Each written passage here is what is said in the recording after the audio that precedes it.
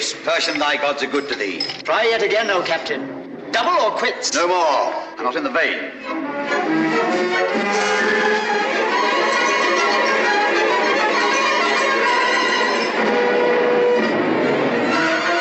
Captain, a stranger approaches.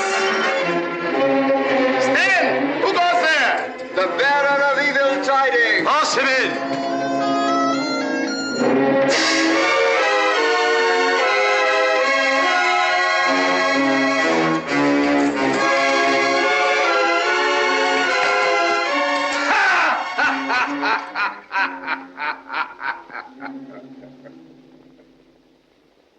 Who art thou that laughest in the house of Cleopatra the queen, and in the teeth of Belzanor, the captain of her guard? I am Belafris, descended from the gods. Hail, cousin. Hail, cousin. All the queen's guards are descended from the gods, save myself. I am a Persian, descended from many a king. Hail, cousins. Hail, mortal. You have been in battle, Belafris, and you are a soldier among soldiers. You will not let the queen's women have the first of your tidings. I have no tidings, except that we shall all have our throats cut presently. Women, soldiers, and all. I thought so. Tell us what befell. Tell us. Know then that I serve in the guard of the Temple of Ra here in Memphis. We went to Alexandria to inquire of King Ptolemy how we of Egypt should deal with the Roman Pompey, newly come to our shores after his defeat by Caesar at Pharsalia. Caesar defeated Pompey? Does Roman then fight Roman? Even as Egyptian fights Egyptian. What did you learn from the queen's brother Ptolemy, the pretender? We learnt that Caesar is coming also in hot pursuit of his foe, and that Ptolemy has slain Pompey. Nay, more, we found that Caesar is already come, for we had not made half a day's journey on our way back when we came upon a city rabble flying from his legions. And ye, the temple guard, did ye not withstand these legions? What men could, that we did. But this Caesar throws a legion at you where you are weakest, as he throws a stone from a catapult.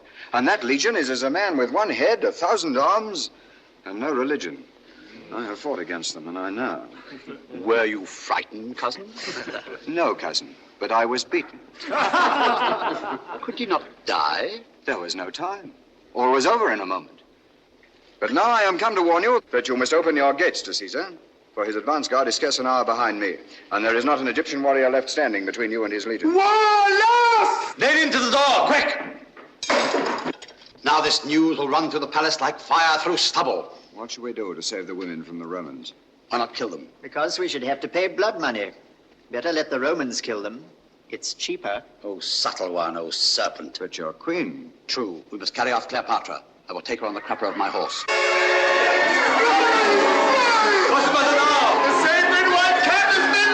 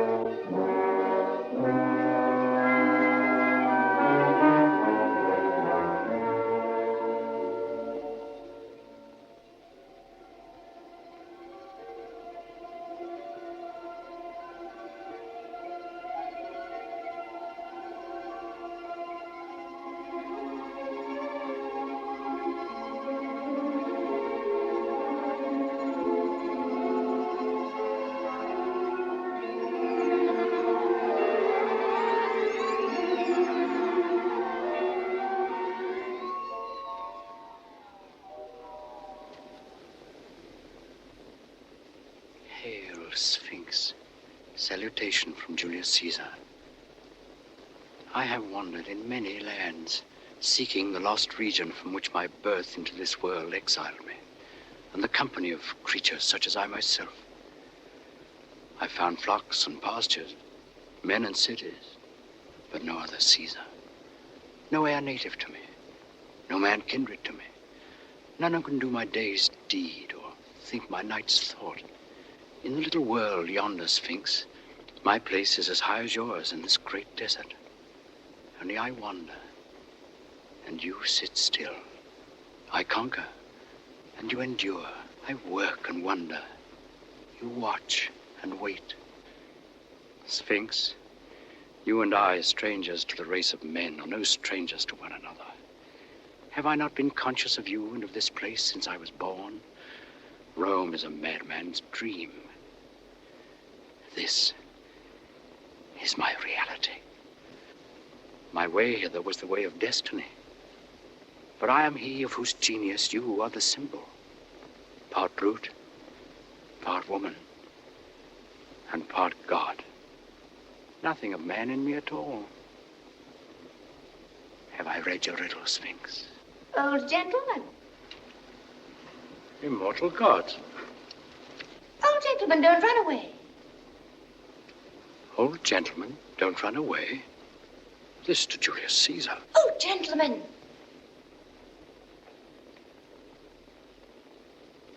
Sphinx, you presume on your centuries. I'm younger than you, for your voice is but a girl's voice as yet. Climb up here, quickly, or the Romans will come and eat you. A child at its breast. A divine child. Come up, quickly. You must get up at its side and creep round. Who are you? Cleopatra, Queen of Egypt. Queen of the Gypsies, you mean? You mustn't be disrespectful to me, or the Sphinx will let the Romans eat you. Come up. It's quite cozy here. What a dream. What a magnificent dream. Only let me not wake. Take care. Ah, that's right. Now, sit down. You may have the other paw. It is very powerful and will protect us. But it wouldn't take any notice of me or keep me company. I'm glad you've come. I was very lonely. Did you happen to see a white cat anywhere? Have you lost one? Yes, the sacred white cat. Isn't it dreadful? I brought him here to sacrifice him to the Sphinx. But when we got a little way from the city, a black cat called him, and he jumped out of my arms and ran away to it. Do you think that the black cat can have been my great-great-great-grandmother? Your great-great-great-grandmother? Well, why not? Nothing would surprise me on this night of nights. I think it must have been. My great-great-grandmother's great-grandmother was a black kitten of the sacred white cat. And my blood is made with Nile water. That is why my hair is so wavy. What are you doing here this time of night? Do you live here? Of course not. I am the queen. And I shall live in the palace of Alexandria when I've killed my brother who drove me out of it. When I'm old enough, I shall do just what I like. I shall be able to poison the slaves and see them wriggle. And pretend to Fatatatita, my nurse, that she's to be put into the fiery furnace. Meanwhile, why are you not at home and in bed? Because the Romans are coming to eat us all. You aren't at home in bed either. Oh, yes, I am. I live in a tent, and I'm now in that tent, fast asleep and dreaming. You suppose I believe you are real, you impossible little dream witch? You are a funny old gentleman. I like you. That spoils the dream. Why don't you dream that I'm young? I wish you were. Only I think I should be more afraid of you. I like men, especially young men with round, strong arms. But I'm afraid of them. You are old and rather wrinkly. But you have a nice voice, and I like to have someone to talk to. Though I think you are a little mad. It is the moon that makes you talk to yourself in that silly way. Oh, you heard that, did you? I was saying my prayers to the great Sphinx. But this isn't the great Sphinx. What? This is only a dear little kitten of the Sphinx. Why, the great Sphinx is so big it has a temple between its paws. This is my pet Sphinx. Tell me, do you think the Romans have any sorcerers who could take us away from the Sphinx by magic? Why, are you afraid of the Romans? Oh, they would eat us if they caught us. They are barbarians. Their chief is called Julius Caesar. His father was a tiger and his mother a burning mountain, and his nose is like an elephant's trunk. They all have long noses and ivory tusks and little tails and 7 arms with 100 arrows in each. And they live on human flesh. Would you like me to show you a real Roman? No. Oh, you're frightening me. No matter. This is only a dream. It is not a dream. It is not a dream. See! How dare you? You said you were dreaming. I only wanted to show you. Oh, come, don't cry. A queen mustn't cry. Cleopatra, can you see my face well? Yes. It is so white in the moonlight. Are you sure it is the moonlight that makes me look whiter than an Egyptian? Do you notice that I have a rather long nose? It is a Roman nose, Cleopatra. Bite him in two, Sphinx. Bite him in two. I meant to sacrifice the white cat. Indeed, I did. Indeed. Cleopatra, shall I show you a way to prevent Caesar from eating you? Do. I will steal the crown jewels and give them to you. I will make the river Nile water your lands twice a year. My child, your gods are afraid of the Romans. You see, the Sphinx dare not bite me, nor prevent me carrying you off to Julius Caesar. Won't you? You said you wouldn't. Caesar never eats women, but he eats girls and cats. Now, you're a silly little girl, and you're descended from the black kitten. You're both a girl and a cat. And will he eat me? Yes. Unless you make him believe that you're a woman. Oh. Then you must get a sorcerer to make a woman of me. Are you a sorcerer? Perhaps. But it'll take a long time. And this very night in the palace of your fathers, you must stand face to face with Caesar. No, I daren't. Whatever dread may be in your soul, however terrible Caesar may be to you, you must confront him as a brave woman and a great queen. And you must feel no fear. If your hand shakes, if your voice quavers, then night and death. But if he thinks you worthy to rule, he will set you on the throne by his side and make you the real ruler of Egypt. No, he will find me out. He will find me out. He is easily deceived by women. Their eyes dazzle him. Then we will cheat him. If you do that, he will eat you at one mouthful. Oh, no, please. I will be good. I will do whatever you tell me. I will be your slave. Hark. What was that? Caesar's voice. Let us run away. Come, oh, come. You are safe with me until you stand on your throne to receive Caesar. Lead me to your palace in the desert. Oh, I will. Come. The gods are angry. Do not feel the earth shaking. It is the tread of Caesar's legions. This way, quickly. And let us look for the white cat as we go. It is he who has turned you into a Roman. Incorrigible. Oh, incorrigible. Come, oh, come.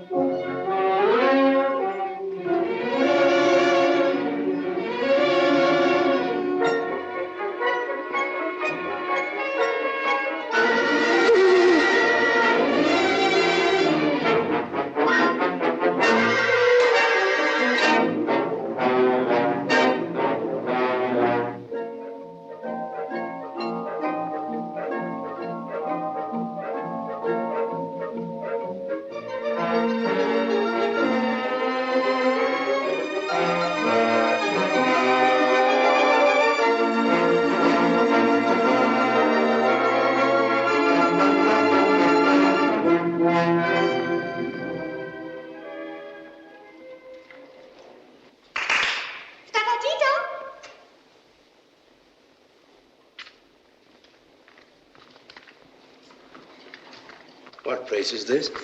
This is where I sit when I'm allowed to wear my crown and robes. Ta-ta-tita!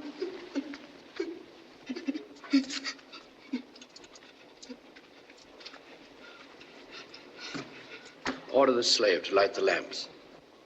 Do you think I may? Of course. You're the queen. Go on.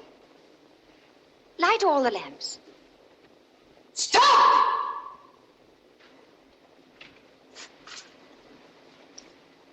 Who is this you have with you? How dare you order the lamps to be lighted without my permission? Who is she? Ta-ta-tita. Chief I nurse. speak to the queen. Be silent. Is this how your servants know their place? Send her away. Do as the queen has bidden. You are the queen. Send her away. Ta-ta-tita, dear. You must go away. Just for a little. You're not commanding her to go. You're begging her. You're no queen. You'll be eaten. Farewell. No, no, no! Don't leave me. Roman does not stay with queens who are afraid of their slaves. I am not afraid. Indeed, I am not afraid. We shall see who is afraid here. Cleopatra. On your knees, woman. Am I also a child that you dare trifle with me? Slave? Can you cut off a head?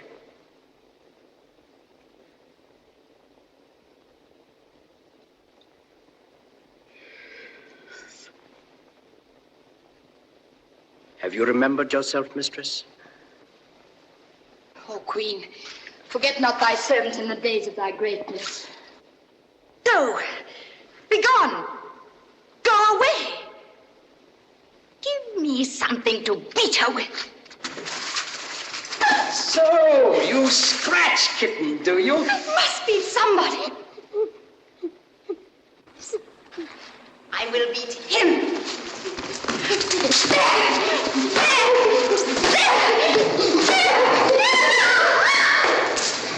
I am a queen at last. A real queen. Cleopatra, the queen. Oh, I love you for making me a queen. But queens love only kings. I will make all the men I love kings. I will have many young kings with round, strong arms. And when I'm tired of them, I shall whip them to death. But you will always be my king. My nice, kind, wise, good old king. Oh, my wrinkle. You will be the most dangerous of all Caesar's conquests. Caesar? I forgot Caesar. You will tell him that I'm a queen, won't you? A real queen. Listen. Let us run away and hide until Caesar is gone. If you fear Caesar, you are no true queen. And though you were to hide beneath a pyramid, he would go straight to it and lift it with one hand. And then, be afraid if you dare. Caesar approaches the palace of Cleopatra. Oh. Come, take your place.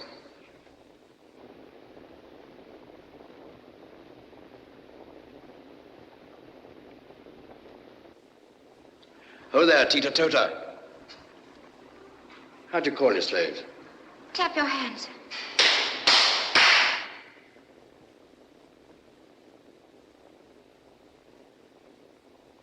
Tota Tita, bring the queen's robes and her crown and her women, and prepare her.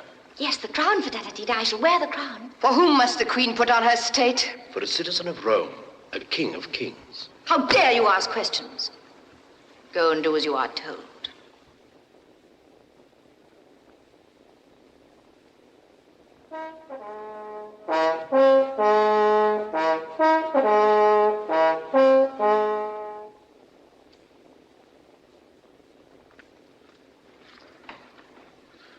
Of all the queen's women, these two alone are left. The rest have fled. Two are enough. For Caesar generally has to dress himself. The queen of Egypt is not a Roman barbarian. Be brave, my nursling. Hold up your head before this stranger. Are you trembling? No, You must tell Caesar that I am the queen. He will not ask me.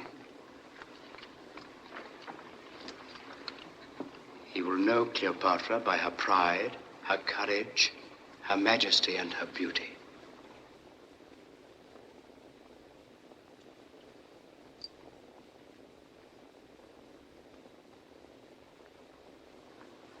Is it sweet or bitter to be a queen, Cleopatra? Bitter. Cast out fear, and you will conquer Caesar. Sentinel! Fly! Fly! Fly! The Romans are in the courtyard! The Romans are in the courtyard! The queen must face Caesar alone. Answer, so be it. So be it. Good. You are my nursling. You have said so be it, and if you die for it, you must make the queen's word good. Forward, march! Now, if you quail...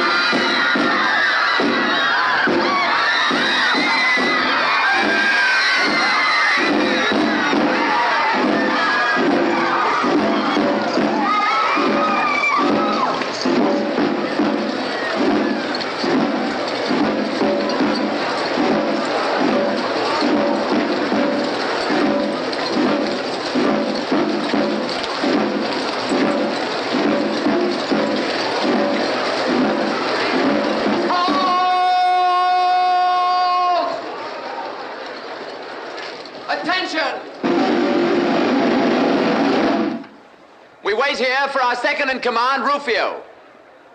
This city is Alexandria. Remember that. Alexandria, the capital of Egypt. You've got to behave yourselves here. Be stiffish with the men, but you may fraternize with the women. Silence! Silence, I tell you! That is Rufio. Attention! Half turn left! Half turn left!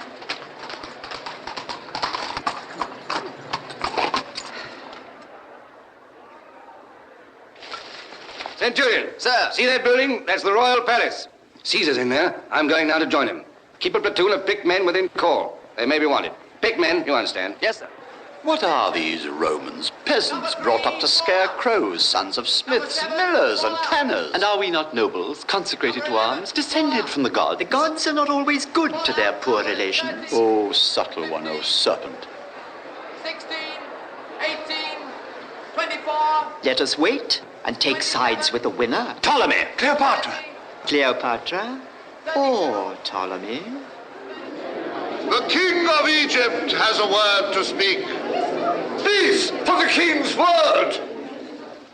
Take notice of this, all of you. I am the firstborn son of Auletes, the flute blower, who was your king. My sister Berenice drove him from his throne and reigned in his stead. But... The gods would not suffer. Yes, the gods would not suffer. The gods... Impiety. I forget what the gods would not suffer. The king wished to say the gods would not suffer the impiety of his sister to go unpunished. Yes, I remember the rest of it. Therefore the gods sent a stranger, one Mark Antony, a Roman captain of horsemen, across the sands of the desert, and he set my father again upon the throne. And now that my father is dead, my sister Cleopatra would snatch the kingdom from me and reign in my place. But the gods would not suffer. Will not maintain. Oh, yes, will not maintain such iniquity, but with the help of the witch, Patata Tita, she has cast a spell on the Roman Julius Caesar to uphold her false pretense to rule Egypt. Take notice, then, that I will not suffer. That I will not suffer. What is it that I will not suffer now? The king will not suffer a foreigner to take from him the throne of our Egypt. Tell the king, Achilles, how many soldiers and horsemen follow Julius Caesar? But 2 Roman legions, O king, 3,000 soldiers, and scarce 1,000 horsemen.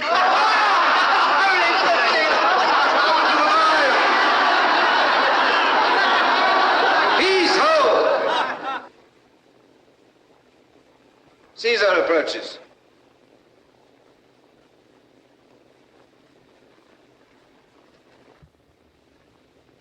The king permits the Roman commander to enter.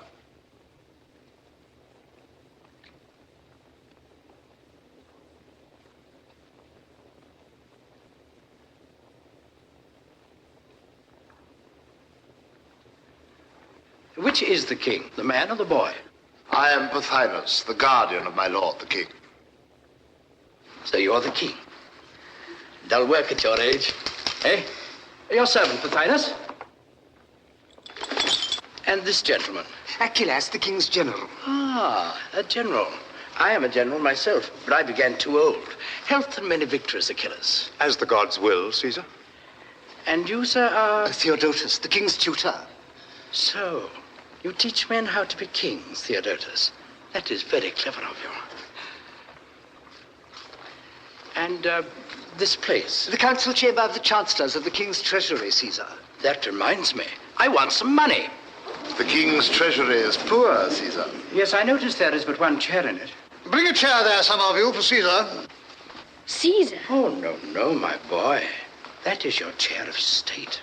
Sit down. Sit down.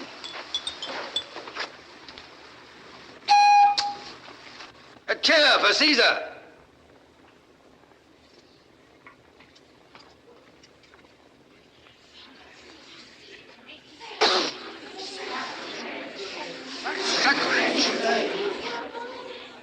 Sit on that, Caesar. Oh, I forgot. I had not made my companions known to you, Pothinus. This gentleman is Rufio, my comrade in arms. This is Britanus, my secretary. Oh, no. He is an islander from the western end of the world.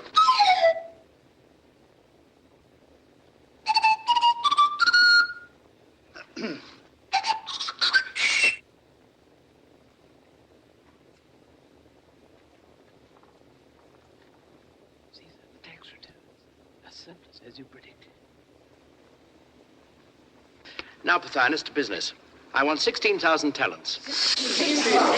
Impossible. There is not so much money in the king's treasury. The royal taxes have not been collected for a whole year. Oh, yes, they have, Pothinus. My officers have been collecting them all morning. Is it possible that Caesar, the conqueror of the world, can find time to occupy himself with such a trifle as our taxes? My friend, taxes are the chief business of a conqueror of the world. You must pay, Pothinus, but in return for your bounty, I will settle this dispute about the throne for you, if you will. You say the matter has been at issue for a year. May I have 10 minutes at it? And you will do as you please, doubtless. Good.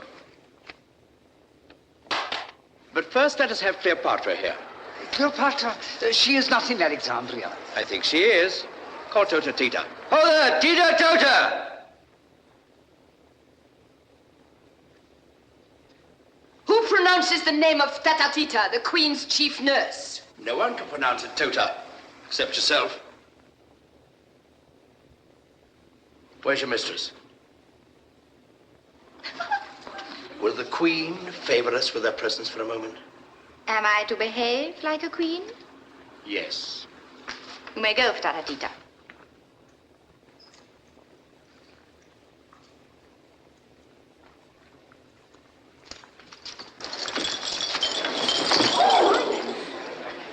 Caesar, this is how she treats me always.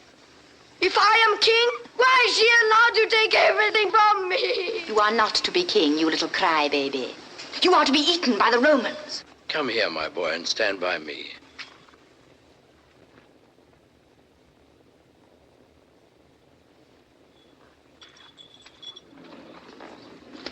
Take your throne, I don't want it. Go this instant and sit down in your place. Go, Ptolemy. Always take a throne when it's offered you.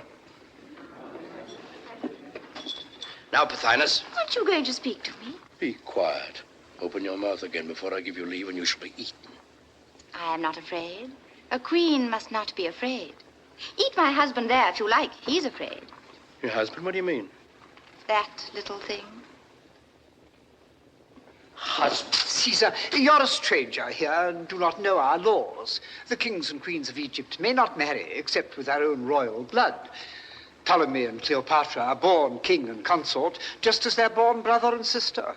Caesar, this is not proper. Not proper? I say it is a scandal. Scandal or not, my friend. It opens the gates of peace. Hear then what I propose. Hear, Caesar, there. Ptolemy and Cleopatra shall reign jointly in Egypt. Monstrous! Peace with honor, Pothinus? What conceit! A Roman trick! No! We will not have it! No!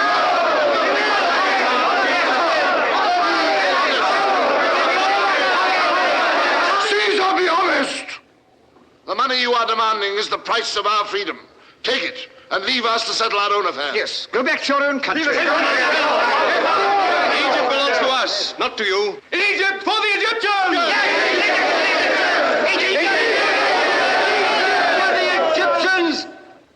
Do you forget there's a Roman army of occupation here, left by Aulus Gabinius when he set up your toy king for you? And now under my command.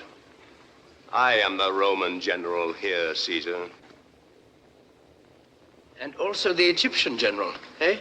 That is so, Caesar. So you can make war on the Egyptians in the name of Rome, and on the Romans, on me, if necessary, in the name of Egypt. That is so, Caesar.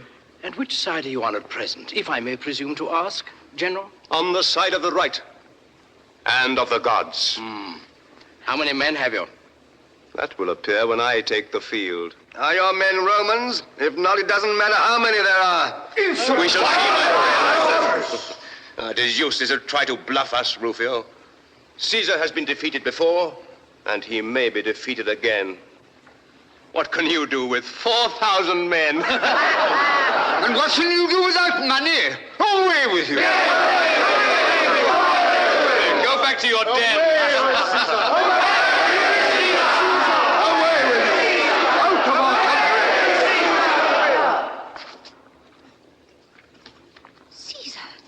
Why do you let them talk to you like that?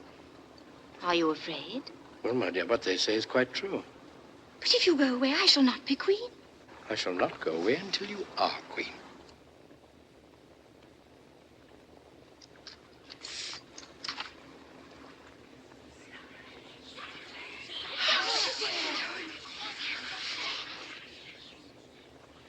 Achilles, if you are not a fool, you will take that girl while she is under your hand. Why not take Caesar as well, Achilles? Well said, Rufio. Why not? Try it, Achilles. Try it. Yes, take Caesar and hold it.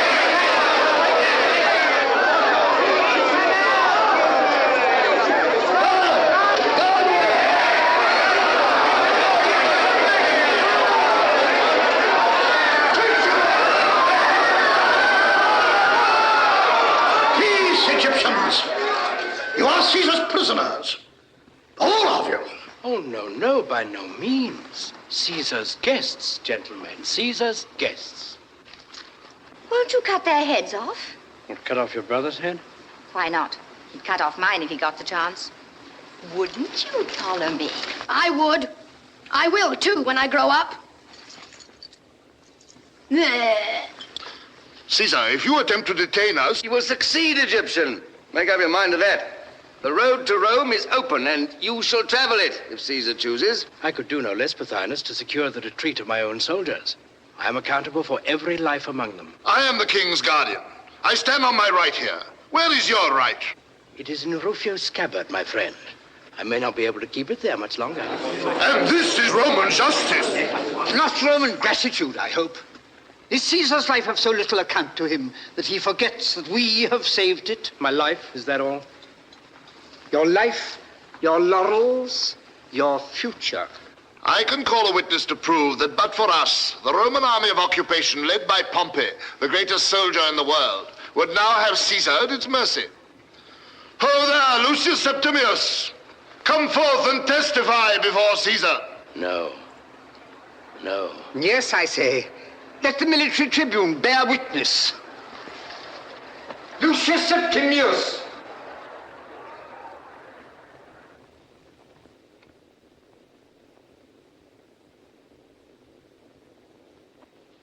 Bear witness, Lucius Septimius. Caesar came to Egypt in pursuit of his foe. Did we shelter his foe? As Pompey's foot touched the Egyptian shore, his head fell by the stroke of my sword. We have given you a full and sweet measure of vengeance. Vengeance? If I could stoop to vengeance, what would I not exact from you as the price of this murdered man's blood? Was he not my son-in-law, my ancient friend? Am I Julius Caesar, or am I a wild beast that you fling to me the gray head of the old soldier, the laurel conqueror, and then claim my gratitude for it? Oh, begone, you fill me with horror. You have seen severed heads before, Caesar. And severed right hands, too, I think. Some thousands of them, after you vanquished the king of the Gauls. Did you spare him with all your clemency? Was that vengeance? Would that it had been. Vengeance, at least, is human. No, by the gods. Those severed right hands and the brave king of the Gauls basely strangled in a vault beneath the Capitol were a wise severity, a necessary protection to the Commonwealth, a duty of statesmanship. Follies and fictions 10 times bloodier than honest vengeance. What a fool I was then. To think that men's lives should be at the mercy of such fools.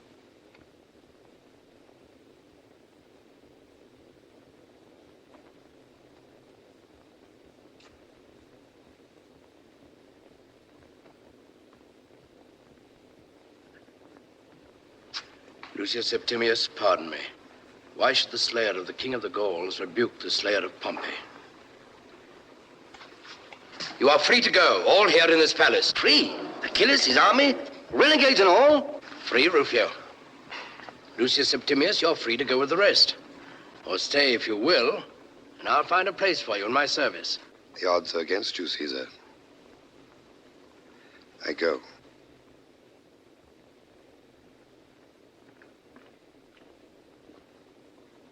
Farewell.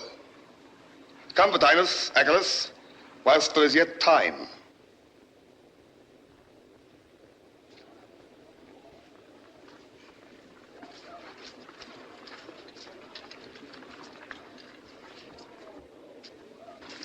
You suppose he'd let us go if he had our heads in his hands? Caesar, this is not good sense. Your duty to Rome demands that her enemies should be prevented from doing further mischief. It's no use talking to him, Britanus. You may save your breath to cool your porridge. But mark this, Caesar. Clemency is very well for you. What is it for your soldiers who have to fight tomorrow the men you spared yesterday? You may give what orders you please, but I, for one, will take no prisoners. I'll kill my enemies in the field. Then I shall never have to fight them again. Now, with your leave, I'll see these gentry off the premises. What? Have they left the boy alone? Shame, shame. Come, Your Majesty.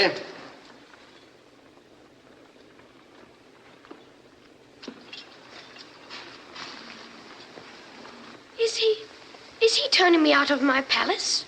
You're welcome to stay if you wish. Go, my boy, I'll not harm you. But you'll be safer away among your friends. Here you're in the lion's mouth. It's not the lion I fear, but the jackal. Brave boy. Little silly. You think that very clever. Britanus, attend the king. Give him in charge of that Pothinus fellow.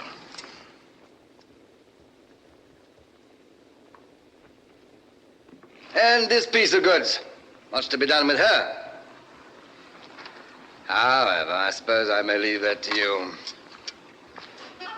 Did you mean me to go with the rest? You're free to do just as you please, Cleopatra.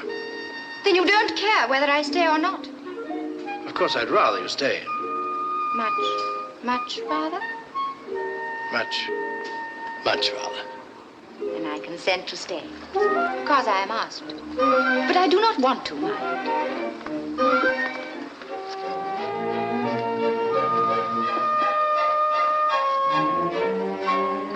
That is quite understood. Tota Tita! My name is not Tota Tita. It is Tata Tita. Well, Fata Fita will forgive the erring tongue of a Roman. Tota, the Queen will hold state here in Alexandria, engage women to attend upon her, and do all that is needful. Am I then the mistress of the Queen's household? No. I am mistress of the Queen's household. Go and do as you are told, or I will have you thrown into the Nile this very afternoon to poison the poor crocodiles. Oh, no, no, no. Oh, yes, yes, yes. You are very sentimental, Caesar. But you are clever. And if you do as I tell you, you will soon learn how to govern.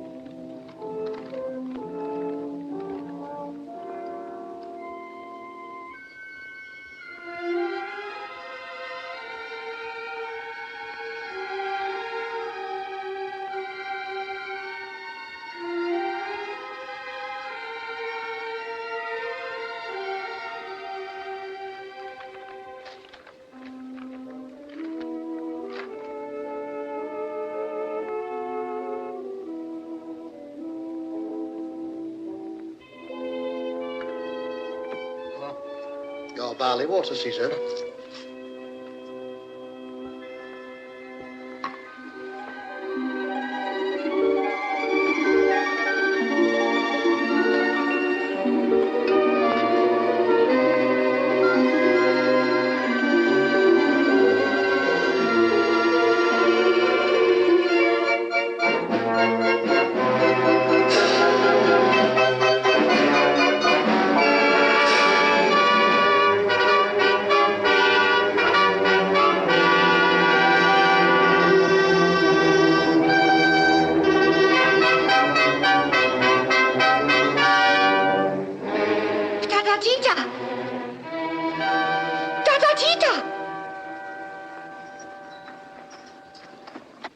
tough, child. You must be bathed this morning.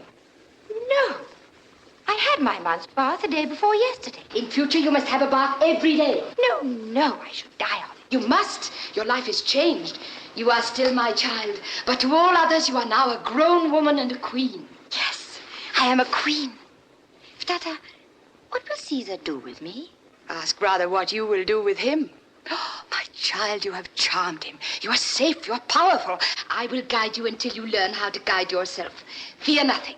Who could fear Caesar? He is not great and terrible. He's only an elderly gentleman, rather sad-looking and wrinkled, but very kind. He is a magician. And magicians can change their shapes as they please. Everything about him is magical. He would not sleep in the golden chamber, but made his soldiers bring a bare stretcher from the camp and put it in his study. Even then he did not sleep in it, but sat up working like a slave all night. Yet everyone obeys him as if he were a god. I think he is a god in disguise, for he has changed your nature, has he not? Oh, yes, he has. That is true. Tata, before he came, I was afraid of you more than anyone else on earth. And now, I'm not afraid of you at all. Tell me, what must I do to begin with now that I'm really a queen? You must begin by having a bath every day. Come, child, and get it over. You will soon get used to it and love it. Never. It is too dreadful. Oh, well, if I must be washed again so soon for Tata, must be a scented bath. Have you scented it? No, Caesar hates perfumes. And if you redden your lips, he will not kiss you. Come on.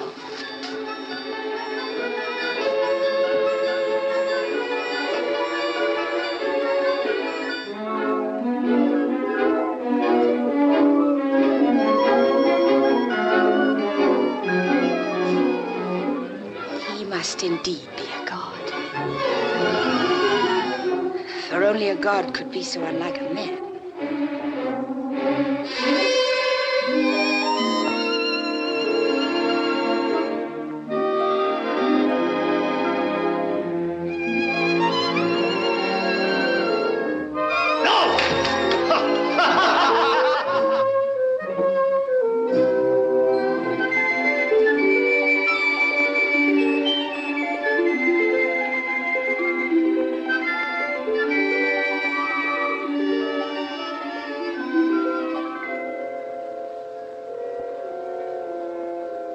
Cleopatra, I really think I must eat you after all. You mustn't talk to me now as if I were a child. You have been growing up since the Sphinx introduced us that night. I think you know more than I do already. No, that would be very silly of me. Of course I know that, but are you angry with me? No. Then why are you so thoughtful? I have work to do. Work? What nonsense! You must remember you are a king now. I've made you one. Kings don't work. And who told you that, little kitten, eh? My father was king of Egypt, and he never worked. Well, he lost his throne. And how did he get it back again? I will tell you. A beautiful young man with strong, round arms came over the desert with many horsemen and gave my father back his throne. I was only 12 then. Oh, I wish he would come again now that I am a queen. I would make him my husband. It might be managed, perhaps. For it was I who sent that beautiful young man to help your father. You know him? Has he come with you? Oh, I wish he had. I wish he had.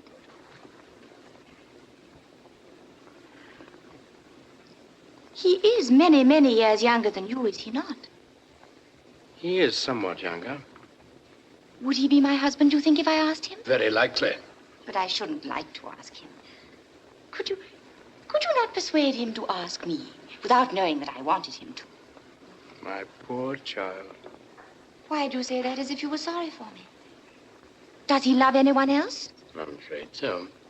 Then I shall not be his first love. Not quite the first. He is greatly admired by women. Oh, I wish I could be the first. But if he loves me, I will make him kill all the rest.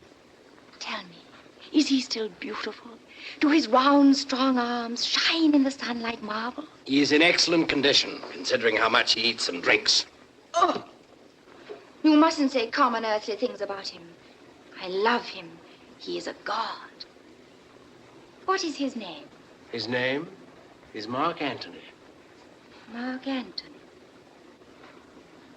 Mark Antony. Mark Antony. What a beautiful name. Oh, I love you for sending him to help my father. You must run away for a little and send my secretary to... No. I want to stay and hear you talk about Mark Antony. But if I don't get to work, Pothinus and the rest of them will cut us off from the harbor, and then the road to Rome will be blocked. No matter. I don't want you to go back to Rome. But you want Mark Antony to come from it? Oh, yes, I forgot. Go quickly, Caesar, and keep the way over the sea open for my Mark Antony.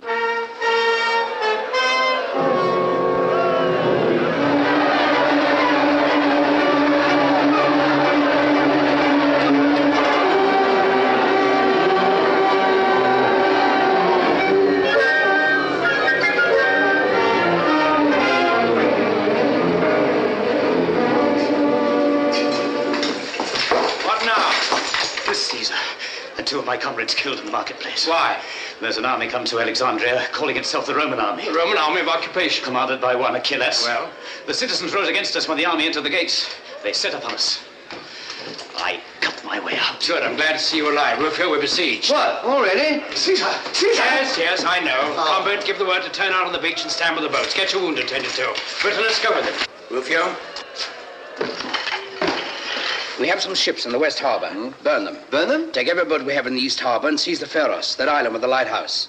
Leave half our men behind to hold the beach and the quay outside this palace. That's the way home to Rome. For the rest, Egypt for the Egyptians. Well, you know best, I suppose. That all? That's all. Those ships burnt yet? Be easy, I shall waste no time. Caesar, Pothinus demands speech with you. Where is he? Waits in the council chamber. In my opinion, he needs a lesson. His manner is most insolent.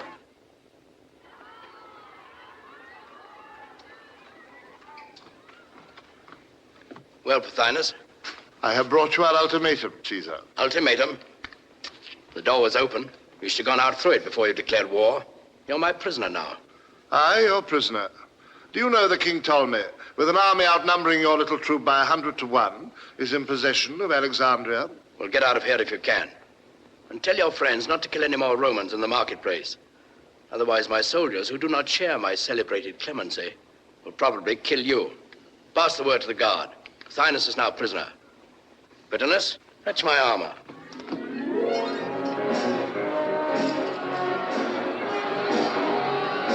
Caesar! Caesar!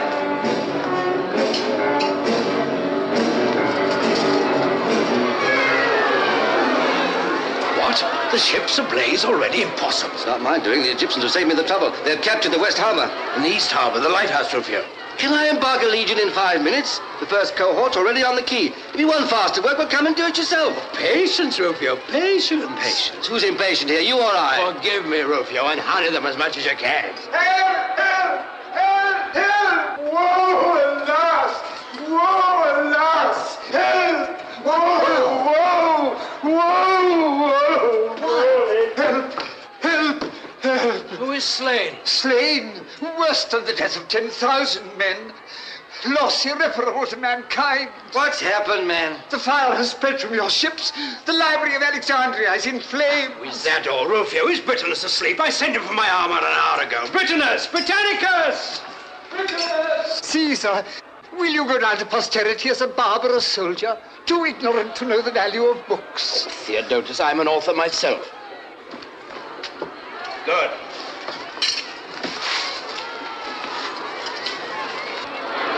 What is burning there is the memory of mankind. A shameful memory. Let it burn. Would you destroy the past? Aye, and build the future with its ruins. Hearken to me, Theodotus, teacher of kings. I cannot spare you a man nor a bucket of water just now, but you shall pass freely out of the palace. Away with you to Achilles. Borrow his legions to put out the fire. Caesar, posterity will bless you. Will you stay to talk whilst the memory of mankind is burning? Sentry, pass Theodotus out. Away with you! Away with you! I must save the library. What's this? You let him go? More clemency. I have let him go to save the library. We must respect literature, Rufio. Folly on folly's head. Besides, every Egyptian we imprison means imprisoning 2 good Roman soldiers to guard him, eh? I might have known there was some fox's trick behind your fine talking. All ready there! All ready! We wait for Caesar! Tell them Caesar is coming. The rogues! Oh, Caesar's guard there. Push off. All except the longboat. Stand by it to embark.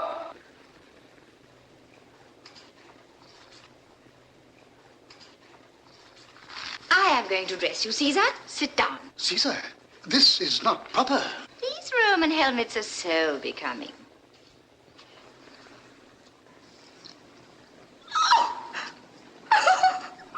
What are you laughing at? You're bald! Cleopatra. So that's why you wear the wreath. To hide it. Peace, Egyptian. They are the bays of the conqueror. Peace thou, islander. Oh. You should rub your head with strong spirits of sugar, Caesar. That will make it glow. Cleopatra, do you like to be reminded that you're very young? No. Rather do I like to be reminded that I'm middle-aged.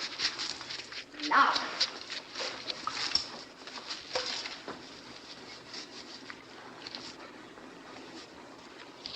Oh, how nice. You look only about 50 in it. You mustn't speak in that manner to Caesar. Is it true that when Caesar caught you on that island, you were painted all over blue? Blue is the color worn by all Britons of good standing. In war, we stain our bodies blue, so that though our enemies may strip us of our clothes and our lives, they cannot strip us of our respectability. Let me hang this on.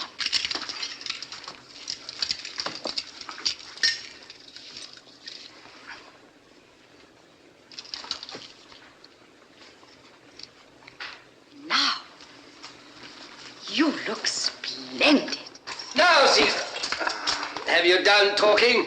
The longboat awaits you. The others race to the lighthouse. Is this well set today, Britannicus? At Pharsalia, it was as blunt as a barrel hoop. It'll split one of the Egyptians' hairs today, Caesar. I've said it myself. Oh, you're not really going into battle to be killed. No, Cleopatra. No man goes into battle to be killed. Oh, they do get killed. My sister's husband was killed in battle. You mustn't go. Let him go. Please don't go. What will happen to me if you never come back? Are you afraid? No. Come to the balcony and you shall see us take the Pharos. You must learn to look on battles. Then take me with you. Let me come with you to the Pharos. No, no, my child. You must stay here till I return. That is well. Now, Rufio, march. Oh! You won't be able to go. Why, what now? They're drying up the harbor with buckets. A multitude of soldiers over there. They're dipping up the water. This is your accursed clemency, Caesar. Theodotus has brought them. I meant him to, Rufio. They've come to put out the fire. The library will keep them busy whilst we seize the lighthouse, eh? More foxing.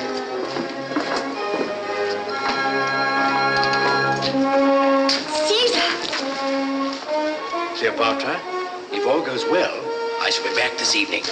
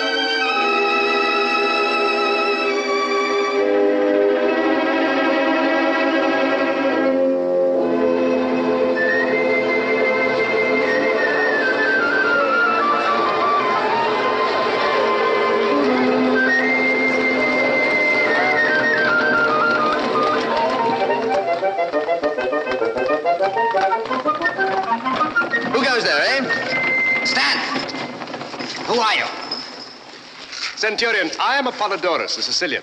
My calling is to choose beautiful things for beautiful queens. Carpets for the queen's apartments in the palace. The queen? Yes, yes. Pass him in. Pass all these bizarre people into the queen with their goods. But mind you pass no one out that you have not passed in. Not even the queen herself. I have brought my caravan past 3 sentinels, all so busy staring at the lighthouse that not one of them challenged me. Is this your Roman discipline? We're not here to watch the land, but the sea. Who's this piece of Egyptian crockery? Apollodorus, rebuke this Roman dog, and bid him bridle his tongue in the presence of the mistress of the queen's household. This is a great lady who stands high with Caesar. Tita! What are you dreaming of? Tita! No, you must not come. There are men here. Oh, that ever I was born. Tita, I've thought of something. I want a boat at once. A boat? No, you cannot. Apollodorus, speak to the queen. Beautiful queen, I am Apollodorus, a Sicilian, your servant from the bazaar. I have no time for carpets today. Get me a boat. You cannot go on the water except in the royal barge. Royalty of Tatatita lies not in the barge, but in the queen. A touch of your majesty's foot on the meanest boat in the harbor will make it royal. Apollodorus, you are my perfect knight, and I will always buy my carpets through you. Can you row? My oar shall be your majesty's wings. Ho there, boatman! Hey! Whither shall I row, my queen? To the lighthouse. Come! Stand! You cannot pass. How dare you? Do you know that I am the queen? I have my orders. You cannot pass. Tita, strangle him. Keep off there. Pass on to the palace and take the queen in with you. And how if I do neither? Then I'll drive this pylon through it. At your service, my friend. Help him! I shall not need help, my lady. What shall it be? Sword against pylon or sword against sword? Roman against Sicilian, Cassio. Take that!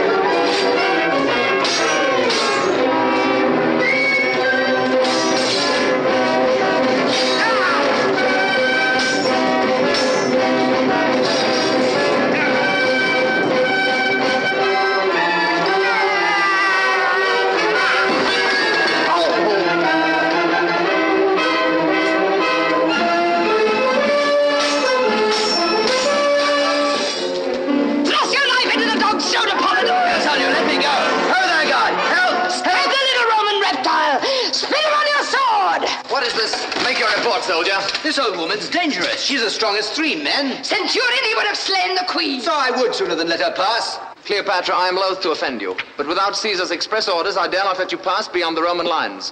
You must withdraw into the palace and examine your carpets there. I will not. I am the queen. Caesar doesn't speak to me as you do. Have Caesar's centurions changed manners with his scullions? I do my duty. That is enough for me. Majesty, when a stupid man is doing something he is ashamed of, he always declares it his duty. As for you, Apollodorus, you may thank the gods you are not nailed to the palace door with a pylon for your meddling. Is this woman your wife? Jupiter, no! Not that the lady is not a very striking figure in her own way, but she is not my wife. Roman, I am Tita, the mistress. Keep your hands off my men, mistress, or I'll have you pitched into the harbor though you were as strong as 10 men. We shall see whom Isis loves best. Her servant Tita or a dog of a Roman. 2 more men to this post here. See that no one leaves the palace but this man and his merchandise. If he draws his sword again, kill him.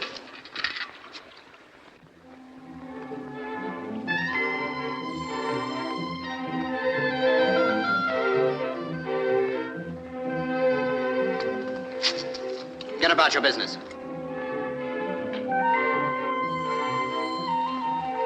You ought to know better. Off with you.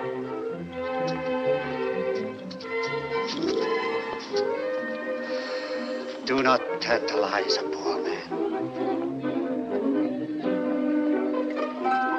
Well, the queens, the centurion is still at hand. The Roman soldiers are incorruptible when their officers are looking. I shall have to carry your word to Caesar. Are these carpets very heavy? It matters not how heavy. There are plenty of porters. How do they put them into the boats? Do they throw them down? Not into the small boats, Majesty. It would sink them. Not into that man's boat, for instance. No, too small. But you can take a carpet to Caesar in it if I send one. Assuredly. And you will have it carried gently down the steps and take great care of it. Great care. More than of my own body. Good. Come, Tita.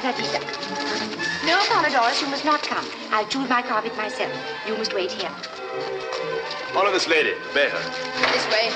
And take your shoes off before you put your feet on those stairs. Listen, were you sent here to watch me or watch the Egyptian? We know our duty. Well, then why don't you do it? Look! The Egyptians are moving. We're going to recapture the Pharos. They will attack by land and sea along the Great Mole. Stay yourselves, the hunt is up!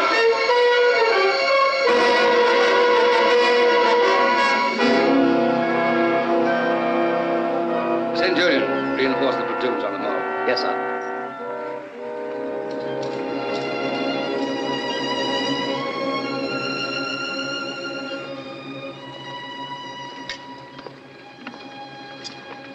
Rufio, this has been a mad expedition. We shall be beaten. The Egyptians cannot be such fools as not to storm the barricade and swoop down on us here before it is finished. It's the first time I've ever run an avoidable risk. I shouldn't have come to Egypt. An hour ago, you were all for victory. Yes, I was a fool. Rash, Rufio. Boyish. Boys, got a bit of it. Yeah. What are these for? Eat. That's what's the matter with you. When a man comes to your age, he runs down before the midday meal. Want to eat and drink. And take another look at our chances. My age? Yes, I'm an old man. Worn out now. Quite true, Rufio. Now, Achilles is still in his prime. Ptolemy is a boy. Well, every dog has his day. I've had mine. I cannot complain. These dates aren't bad, Rufio. That's my old Caesar. It's a great war. Now we've got rid of the women.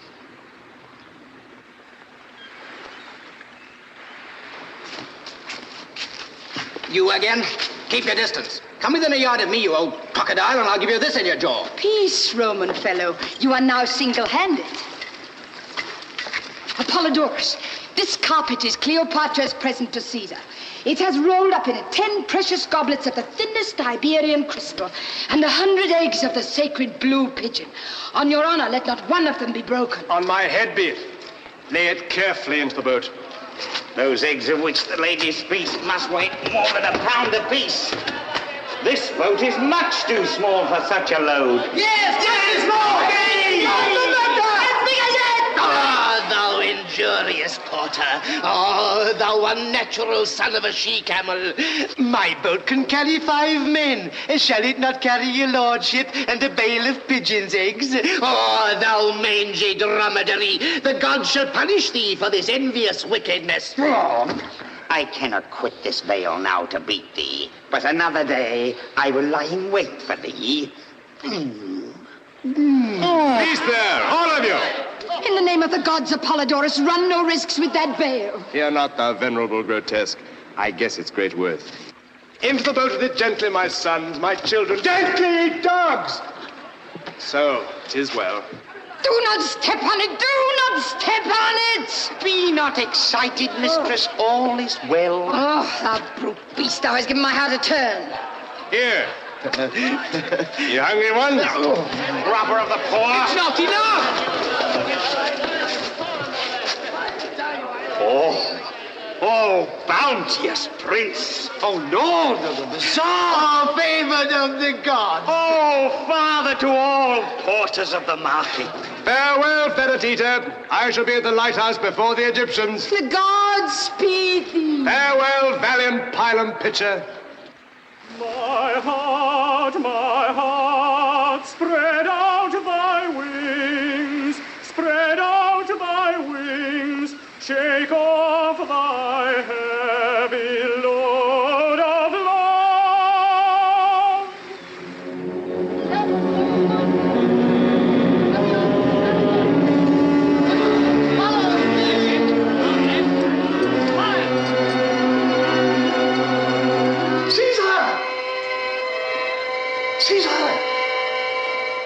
Caesar, our brave mariners have captured a treasure. Our enemies are delivered into our hands. In that bag? Wait till you hear, Caesar. This bag contains all the letters that have passed between our enemies. Well, we shall now know who your foes are. The name of every man who's plotted against you since you crossed the Rubicon may be in these papers, for all we know. Put them in the fire. Put them? In the fire. Would you have me waste years of my life condemning men who'll be my friends when I prove that my friendship is worth more than that of my enemies? But your honor, the honor of Rome. I do not make human sacrifices to my honor as your druids do. Since you won't burn them, at least I can drown them. Caesar, this is mere eccentricity. Are all traitors to be allowed to go free for the sake of a paradox? Caesar, when the island has finished preaching, call me again. Oh, Caesar, my great master. If only I could persuade you to regard life seriously as men do in my country. Do they truly do so, Britanus? Well, have you not been there? Have you not seen them? What Briton speaks as you do in your moments of levity? What Briton neglects to attend the services at the sacred grove? What Briton wears clothes of many colors as you do, instead of plain blue, as all solid, well-esteemed men should? These are moral questions with us. Well, well, my friend, someday I shall settle down and wear a blue toga, perhaps. Meanwhile, I must get on as best I can in my flippant Roman way. What now? Hail! What is this? Who are you? How did you come here? Calm yourself, my friend. I'm not going to eat you. Hail, great Caesar!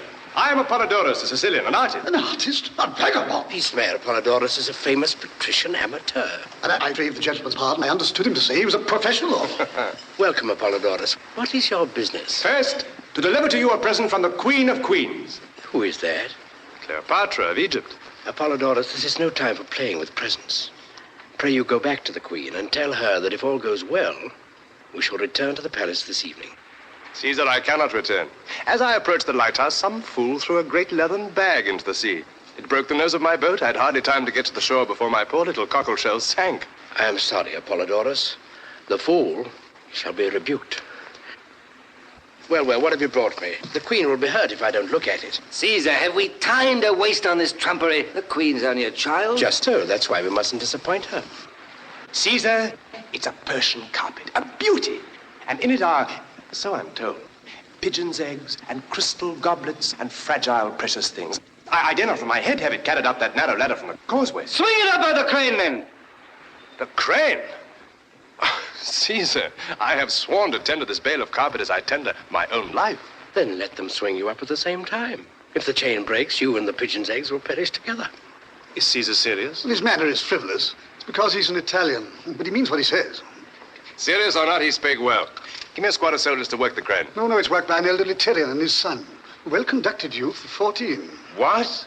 An old man and a boy work that? 20 men, you mean? No, 2 only, I assure you.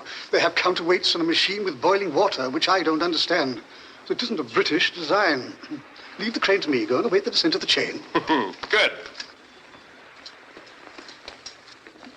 You will see me presently there, rising like the sun with my treasure. Are you really going to wait here for this foolery, Caesar? Why not? The Egyptians will let you know why not if they've got enough sense to make a rush before our barricade's finished. And here we are, waiting like children to see a carpet full of pigeons' eggs. Fear not, my son Rufio. When the first Egyptian takes his first step along the mole, the alarm will sound. And we too will reach the barricade before the Egyptians. We too, Rufio. I, an old man, and you, his biggest boy. And the old man will get there first. I wish I had some more of those dates.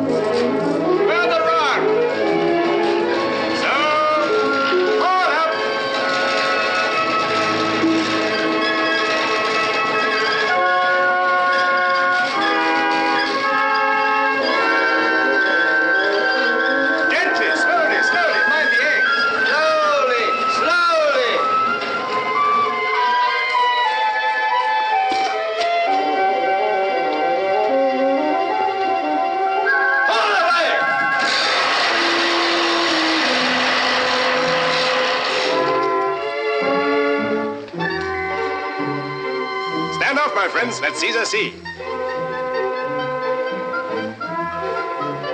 Nothing but a heap of shawls. Where are the pigeons' eggs? Approach Caesar and search for them in the shawls. Treachery. Stand back, Caesar. I saw the shawls move. There's something alive in there. Oh, it's a serpent. Yeah, Caesar thrust his hand in where the serpent moves. Treacherous dog. Peace, put up your swords. Apollodorus, your serpent seems to breathe very regularly. Why, this is a pretty little snake. Let's have the rest of you. I'm smothered. Oh, Caesar, a man stood on me in the boat, and then a great sack or something fell upon me out of the sky. Then the boat sank, and then I was swung up into the air and bumped down. Well, never mind. Here you are, safe and sound at last. Aye, now that she's here, what are we going to do with her? But, Caesar, this is not proper. She cannot stay here without the companionship of some matron. Shocking. Aren't you glad to see me? Yes, I'm very glad. Rufio is very angry, and Britannicus is shocked. You can have their heads cut off, can't you? Wouldn't be so useful with their heads cut off as they are now, my seabird. We shall have to go away presently and cut off some of your Egyptians' heads. How'd you like being left here with a chance of being captured by the little brother of yours if we're beaten, eh? You mustn't leave me alone, Caesar. You will not leave me alone, will you? What? Not when the trumpet sounds and all our lives depend upon Caesar being at the barricade before the Egyptians, eh? Let them lose their lives. They are only soldiers. Cleopatra, when that trumpet sounds, we must take every man his life in his hands and throw it in the face of death. And of my soldiers who have trusted me, there's not one whose hand I shall not hold more sacred than your head. Polydorus, take her back to the palace. By a dolphin, Caesar, to cross the seas with young ladies on my back. My boat is sunk. Yours are either at the barricade or have returned to the city. Doesn't matter. I will not go back. Nobody cares for me. Oh, Cleopatra. You want me to be killed. My poor child, your life matters little here to anyone but yourself. Come, Rufio. Caesar, do not leave me. Caesar, we are cut off. The Egyptians have landed from the western harbor between us and the barricade. Rufio, my men of the barricade are lost. I've murdered them. Aye, that's what comes of fooling with this girl here.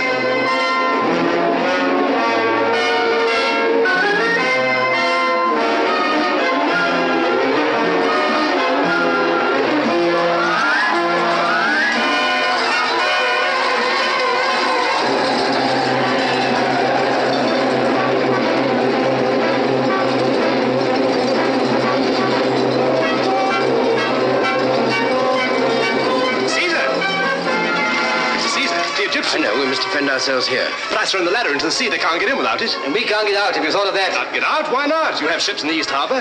Our galleys are standing in towards us already. And pray by what road are we to walk to the galleys? A road that leads everywhere. The diamond path of the sun and the moon. How far's the nearest galley? 50 fathom. No, nearly a quarter of a mile, Apollodorus. Defend yourselves here until I send a boat from that galley. Have you wings, perhaps? Water wings, soldier!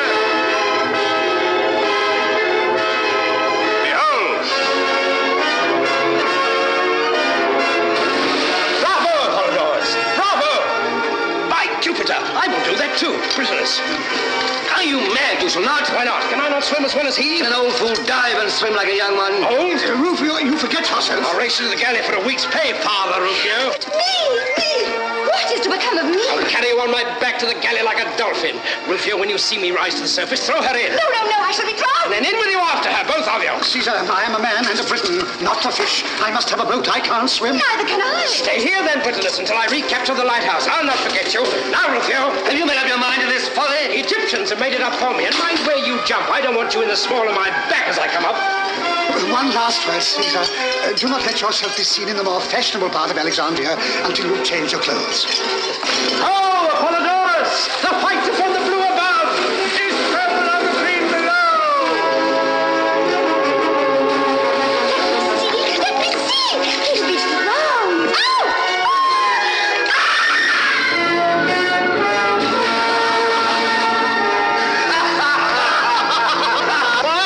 He's got her! Hold her forward, Britain! Caesar will not forget you!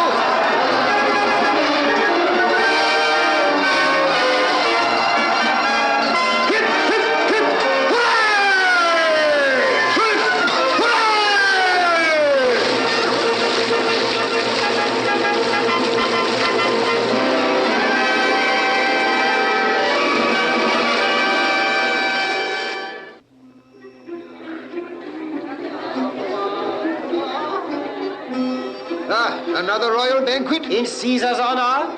These Romans are magicians. For 6 months, a mere handful of them have held the palace against the whole of Egypt's armed forces. And look at their escape from the pharaohs. Who but a magician could swim like a dolphin at Caesar's age, carrying the queen on his back? That might be the queen's magic. She rides on Caesar's back on land now, as on the sea.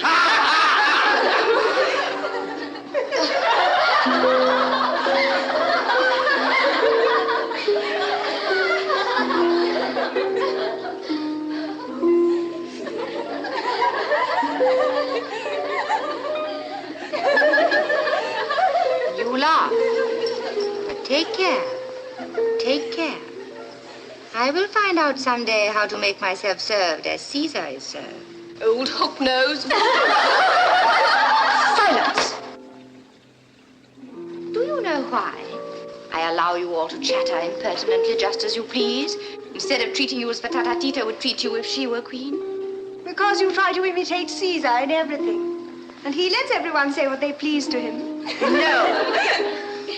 But because I asked him one day why he did so. And he said, let your women talk and you will learn something from them. What have I to learn from them, I said. What they are, said he. And oh, you should have seen his eyes as he said it. You would have curled up, you shallow thing. At whom are you laughing? At me or at Caesar? At Caesar. If you were not a fool, you would laugh at me. And if you were not a coward, you would not be afraid to tell me so. Hey-ho. I wish Caesar were back in Rome. It will be a bad day for you when he goes. Oh, if I were not ashamed to let him see that I am as cruel at heart as my father, I would make you repent that speech. Why do you wish him away? He makes you so terribly prosy and serious and learned and philosophical. It's worse than being religious at our ages. Cease this endless cackling, will you? Hold your tongues. Well, well, we must try and live up to Caesar. Pothinus craves the ear of the queen. I suppose he has bribed you to admit him to me? Now, by my father's gods. Have I not told you not to deny things? You all sell audiences to the queen, as if I saw whom you please and not whom I please. Go, take the bribe and bring in Pothinus. But don't answer me. Go.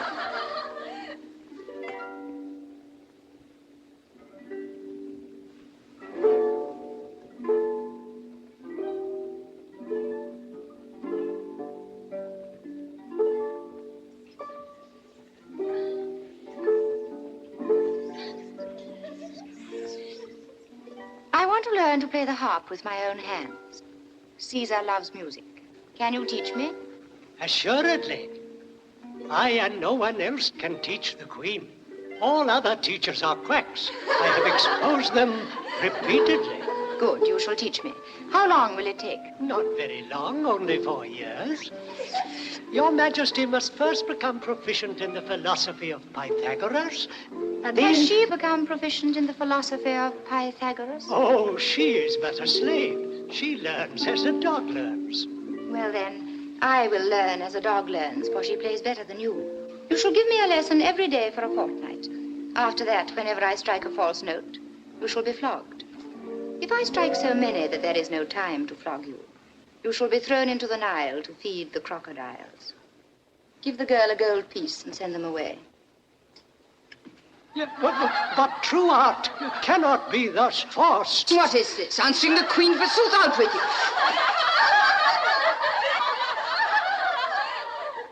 Well, Pothinus, what is the latest news from your rebel friends? I am no friend of rebellion, and a prisoner does not receive news. You are no more a prisoner than I am, than Caesar is. These 6 months we've been besieged in the palace by my subjects. You are allowed to walk on the beach among the soldiers. Can I go further myself? Or can Caesar? You are but a child, Cleopatra, and do not understand these matters. I see you do not know the latest news, Pothinus. What is that? That Cleopatra is no longer a child.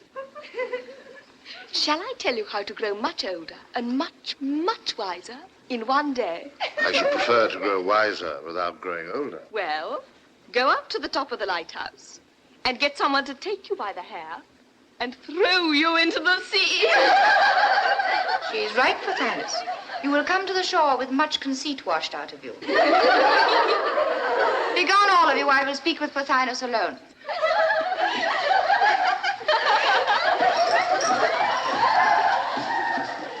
What are you waiting for? It is not meet that the Queen remain alone. Mustn't I sacrifice you to your father's gods, Patata Tita, to teach you that I am Queen of Egypt and not you? You are like the rest of them. You want to be what these Romans call a new woman. Now, Pothinus, why did you bribe Patata Tita to bring you hither? Cleopatra, what they tell me is true. You are changed. Do you speak with Caesar every day for 6 months, and you will be changed? It is common talk that you are infatuated with this old man. Infatuated? What does that mean? Made foolish, is it not? Oh, no, I wish I were. Wish that you were made foolish? How so? When I was foolish, I did what I liked. Now that Caesar has made me wise, it is no use my liking or disliking. I do what must be done and have no time to attend to myself. This is not happiness, but it is greatness. I think if Caesar were gone, I could govern the Egyptians. Cleopatra, this may be the vanity of youth. No, no, it is not that I am so clever, but that the others are so stupid. Truly, that is the great secret. Now, tell me what you came to say. Nothing. Nothing? At least to beg for my liberty, that is all. For that you would have knelt to Caesar. No, Pothinus. You came with some plan that depended on Cleopatra being a little nursery kitten. Now that Cleopatra is a queen, your plan is upset. Is Cleopatra then indeed a queen, and no longer Caesar's prisoner and slave? Pothinus, we are all Caesar's slaves. All we in this land of Egypt, whether we will or no. And she who is wise enough to know this will reign when Caesar departs. You harp on Caesar's departure. What if I do? Does he not love you? Love me? Pothinus, Caesar loves no one. He makes friends with everyone as he does with dogs and children. His kindness to me is a wonder. Neither mother, father, nor nurse have ever taken so much care of me, or thrown open their thoughts to me so freely. But how can you be sure that he does not love you as men love women? Because I cannot make him jealous. I have tried. Perhaps I should have asked then, do you love him? Can one love a god? Besides, I love another Roman. No god, but a man. One who can love and hate, and one whom I can hurt and would hurt me. Does Caesar know this? Yes. And he is not angry? He promises to send him to Egypt to please me. I do not understand this man. You understand Caesar. How could you? I do, by instinct. Your Majesty caused me to be admitted today. What message has the Queen for me? This. You think that by making my brother king, you will rule Egypt, because you are his guardian and he is a little silly. The Queen is pleased to say so. The Queen is pleased to say this also. Caesar will eat up you, and Achilles, and my brother, as a cat eats up mice. And he will put on this land of Egypt as a shepherd puts on his garment.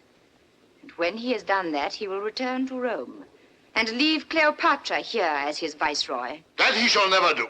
We have 1,000 men to his 10, and we shall drive him and his beggarly legions into the sea. You rant like any common fellow. Cleopatra! Enough! Statatita! Caesar has spoilt me for talking to weak things like you. I know to whom I must go now. Let me go forth from this hateful place. What angers you? The curse of all the gods of Egypt be upon her. She hath sold her country to the Roman, that she may buy it back from him with her kisses. Fool, did she not tell you that she would have Caesar gone? You listened? I took care that some honest woman should be at hand whilst you were with her. Mark this, mistress. You thought before Caesar came that Egypt should presently be ruled by you and your crew in the name of Cleopatra. I set myself against... Aye, that it might be ruled by you and your crew in the name of Ptolemy. Well, better me, or even you, than a woman with a Roman heart. And that is what Cleopatra has now become. Whilst I live, she shall never rule. So guide yourself accordingly.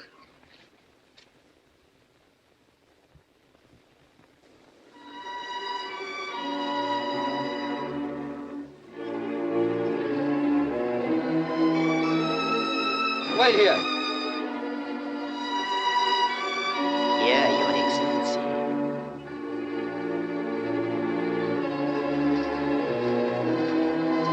The Roman commander will await Caesar here.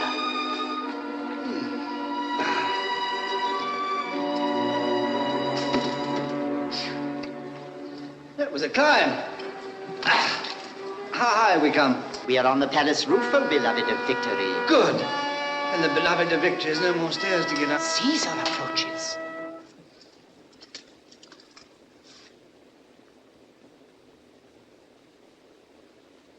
Why, Rufio, a new baldric, a new golden pommel to your sword.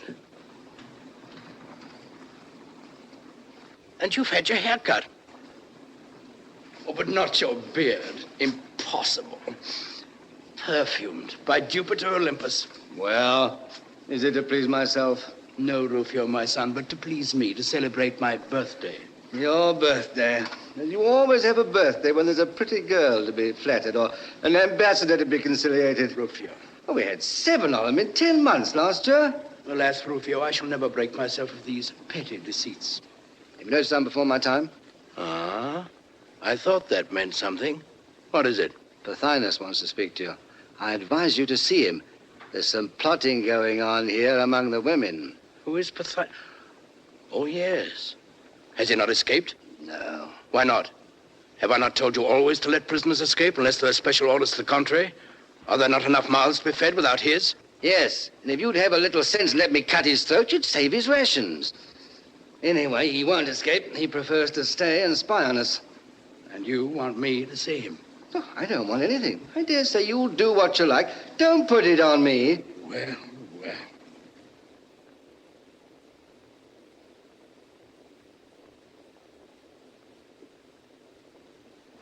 Let's have him in. Oh, there, guard. Release your man and send him up.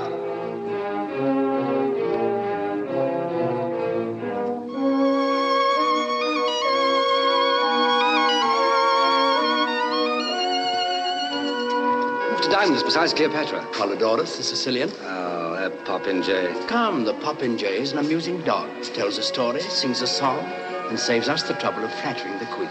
Well, he can swim a bit and fence a bit. It might be worse if only he knew how to hold his tongue. But gods forbid he should ever learn.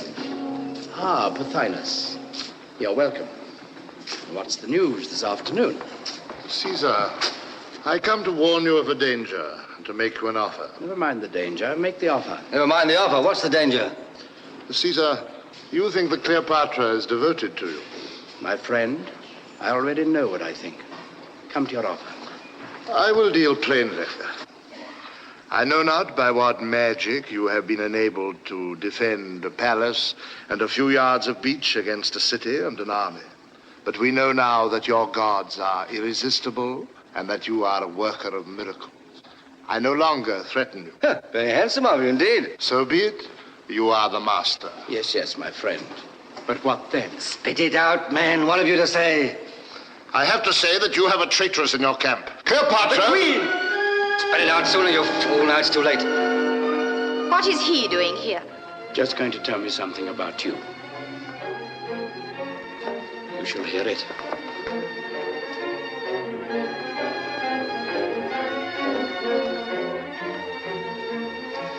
Proceed, Pothinus. Caesar! Out with it. What I have to say is for your ears, not for the queen's. There are means of making you speak. Take care. Caesar does not employ those means. My dear, when a man has anything to tell in this world, the difficulty is not to make him tell it, but to prevent him from telling it too often. Let me celebrate my birthday by setting you free. Farewell. We shall not meet again. Caesar, this mercy is foolish. Will you not give me a private audience?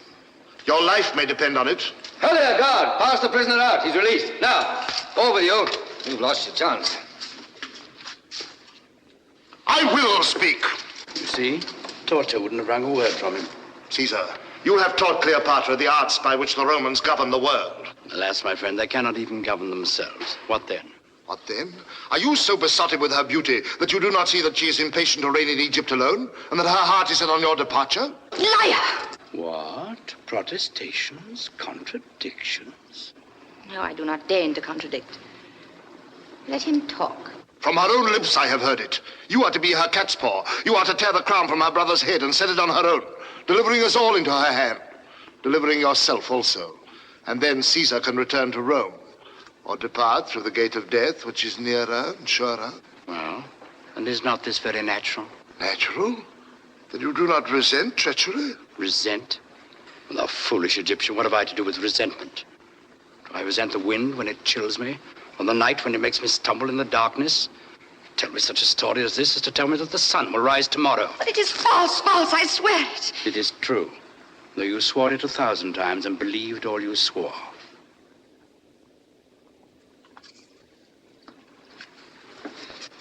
Come, Rufio, let us see Pothinus pass the guard. I have a word to say to him. We must give the Queen a moment to recover herself. Tell your friends, Pothinus, they mustn't think I'm opposed to a reasonable settlement of the country's affairs. Tatatita! Tatatita! Please try and be comforted. Can they hear us? No, dear heart, no. If he leaves the palace alive, never see my face again. He? Pothinus? Strike out his life, strike his name from your lips. Dash him down from the wall. Break him on the stones. Kill him. The dog shall perish. Hail in this, and you go out from before me forever. So be it. You shall not see my face until his eyes are darkened. Come soon. As the light dies, he shall die.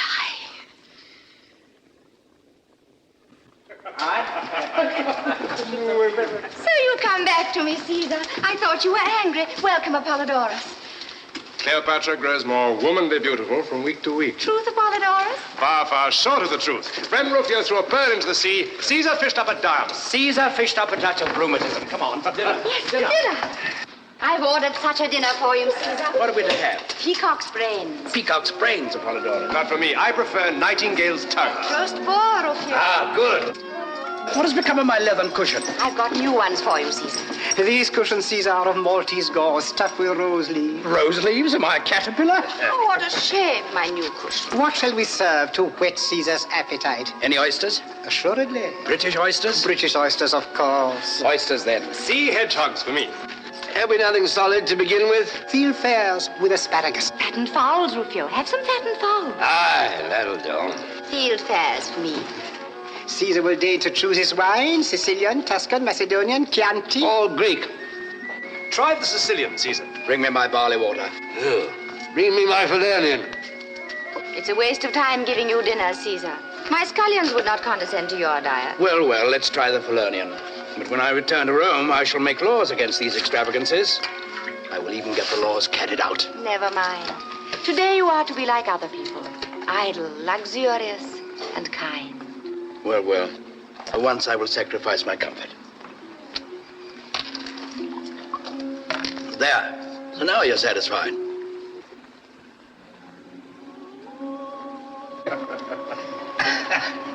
And you no longer believe I long for your departure for Rome. I no longer believe anything.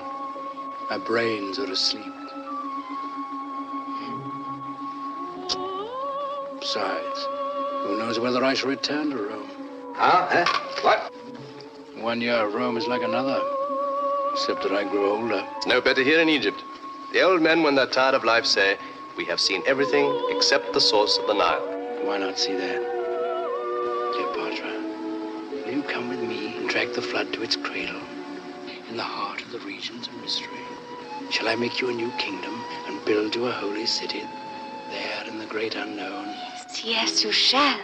Now you'll conquer Africa with 2 legions before I finish the roast boar. No scoffing. This is a noble scheme. Come, let's name the holy city and consecrate it with Sicilian wine. Cleopatra shall name it herself. It shall be called Caesar's gift to his beloved. No. Something vaster than that. Something universal like the starry firmament. Why not simply cradle of the Nile? No, the Nile is my ancestor and he's a god. Oh, I just thought of something. The Nile shall name it himself. Let us call upon him all together. Send for him. Away with all of you.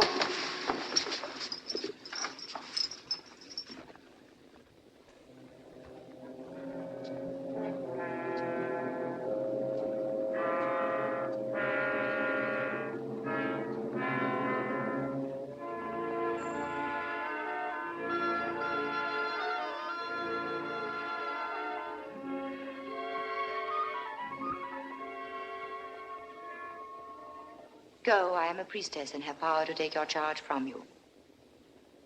What hocus pocus is this? It is not hocus pocus. To do it properly, we should kill something to please him. But perhaps he will answer Caesar without that if we spill some wine to him. Why not call on our hawk-headed friend there? Shh. He will hear you and be angry. The source of the Nile is not in his district, I expect. Now let us call on the Nile all together. You must say with me, send us thy voice, Father Nile. Send us thy voice, Father Nile. What was that? What was It is nothing. They are beating some slave. Nothing. A man with a knife in him, I'll swear. A murder? Silence. Did you hear that? Another cry? No, it's that. Something fell, I think. Something with bones in it, huh? Rufio. Will you leave me, Caesar? Apollodorus, are you going? Faith, dearest queen, my appetite is gone. Apollodorus, go down to the courtyard. Find out what has happened. Your soldiers have killed somebody, perhaps. What does it matter? This must be seen to.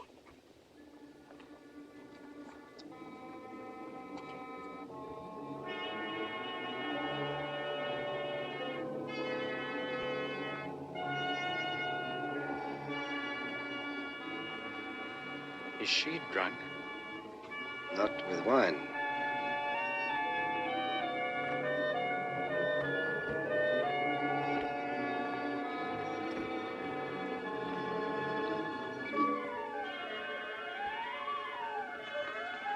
The queen looks again on the face of her servant.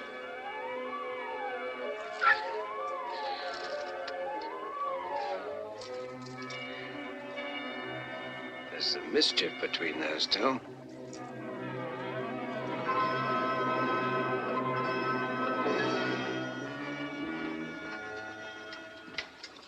Cleopatra, what has happened? Nothing, dearest Caesar, nothing. I am innocent. Dear Caesar, are you angry with me? Why do you look at me so? I have been here with you all the time. How can I know what has happened? That is true. Of course it is true. You know it is true, Rufio. I shall know. Presently. Caesar, remember your bodyguard is within call. Why do you allow Rufio to speak to me so? You should teach him his place. Teach him to be my enemy and to hide his thoughts from me as you are now hiding yours. Why do you say that, Caesar? Indeed, I am not hiding anything. You are wrong to treat me like this. I'm only a child, and you turn into stone because you think someone has been killed. I can't bear it. But there, I know you hate tears. You shall not be troubled with them. Only, I am so silly. I cannot help being hurt when you speak coldly. Of course, you are quite right. It is dreadful to think of anyone being killed or even hurt. And I hope nothing really serious. What has frightened you into this? What have you done? Ah, that sounds like the answer. I have not betrayed you, Caesar, I swear it. I know that. I haven't trusted you.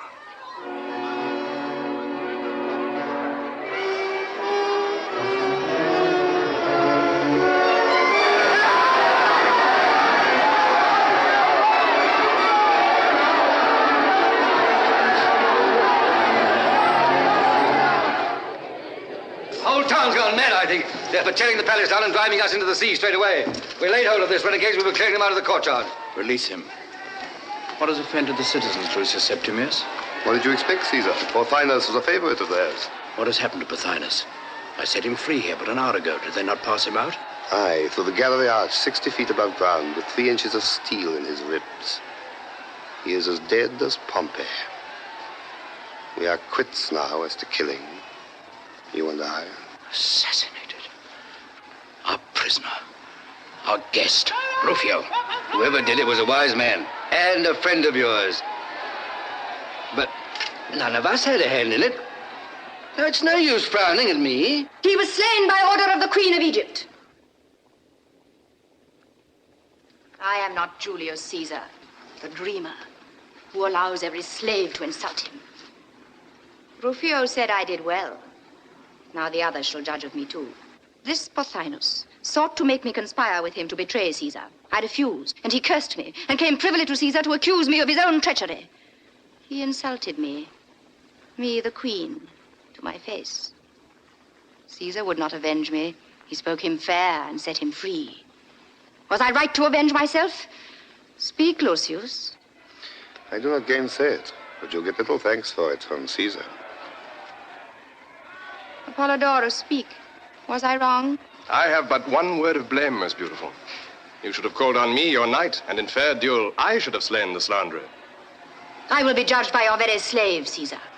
Britannus, speak. Was I wrong? Were treachery, falsehood, and disloyalty left unpunished, society must become like an arena full of wild beasts tearing one another to pieces. Caesar is in the wrong. And so the verdict is against me, it seems.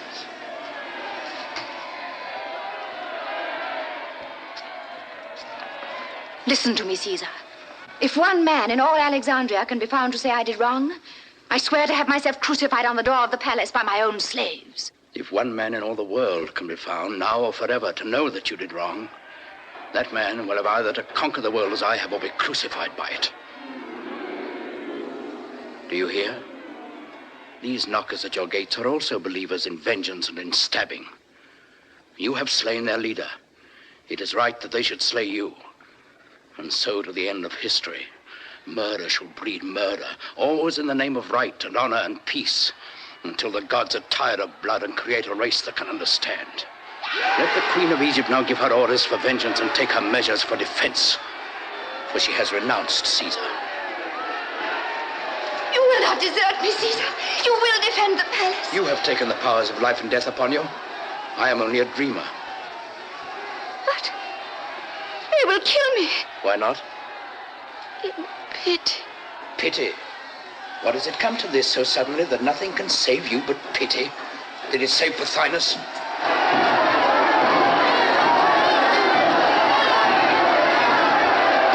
Caesar, enough of preaching. The enemy's at the gate. And what has held him baffled at the gate all these months? Was it my folly as you deem it, or your wisdom? In this Egyptian Red Sea of blood, whose hand has held all your heads above the waves? And yet when Caesar says to such an one, friend, go free, you, clinging for your little life to my sword, dare steal out and stab him in the back.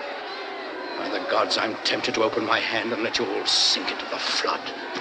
Will you desert us because we're a parcel of fools? I mean no harm by killing. I do it as a dog kills a cat, by instinct. We're all dogs at your heels, but we have served you faithfully. Alas, Rufio, my son, as dogs we're like to perish now in the streets. Caesar, what you say has an Olympian ring in it. But I'm still on the side of Cleopatra.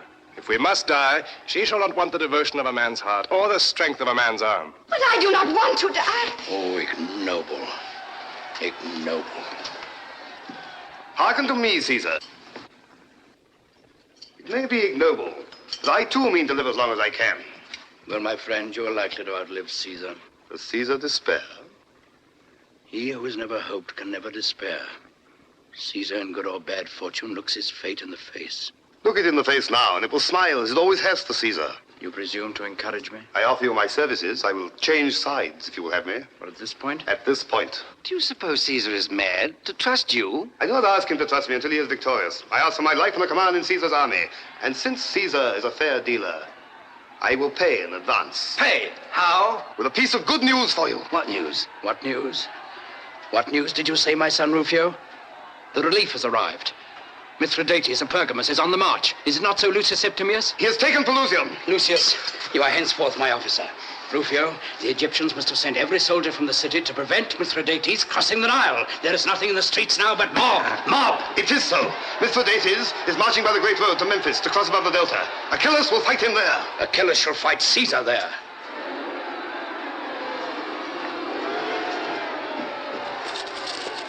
See, Rufio. Here is the palace. Here is the theater. Now you take 20 men and pretend to go by this street. And whilst they're stoning you, out will come the cohorts by this and this. My streets are right, are they, Lucius? Aye, that's the Fig Market. Yes, I saw them the day we arrived. Britannus, tell Petronius that within an hour, half our forces must take ship for the Western Lake and see to my horse and armor. With the rest, I shall march round the lake and up the Nile and catch Achilles in the desert. Lucius, give the word to start. Apollodorus, lend me your sword and your right arm for this campaign. Aye, and my heart and life to boot. I accept both. Are you ready? Ready for art, the art of war. Come, this is something like business. Is it not, my only son? You understand about the streets, Rufio? I think I do. I'll get through them at all events. Caesar. Caesar. Have you forgotten me? Oh, I'm busy now, my child, busy. When I return, your affairs shall be settled. Farewell. Be good and patient. That game's played and lost, Cleopatra. And the woman always gets the worst of it. Go, follow your master. A word first. Tell your executioner that if Pothinus had been properly killed in the throat, he wouldn't have called out. Your man bungled his work. How do you know it was a man? It wasn't you. Oh, you were with us when it happened. Was it she? With her own hands? Whoever it was, let my enemies beware of her. Look to it, Rufio. You who dare make the Queen of Egypt a fool before Caesar. I will look to it, Cleopatra.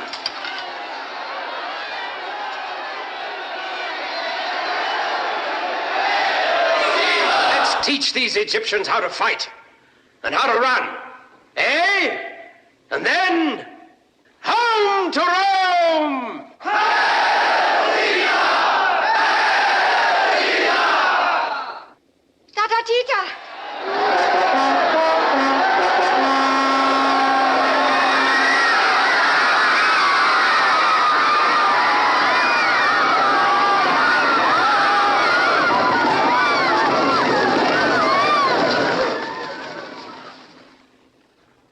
Tita! It is dark and I am alone. Come to me. Tita!